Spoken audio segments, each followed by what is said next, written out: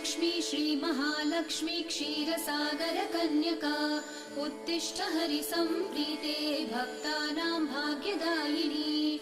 श्रीलक्ष्मी श्रीमहालक्ष्मी क्षीरसागरकन्यका उत्तिष्ठ हरिसम्प्रीते भक्तानां भाग्यदायिनी।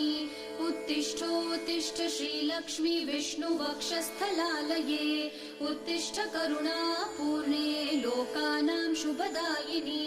उत्तिष्ठोत्तिष्ठ श्रीलक्ष्मी विष्णुवक्षस्थलालये उत्तिष्ठ करुणापूर्णे लोकानां शुभदायिनी।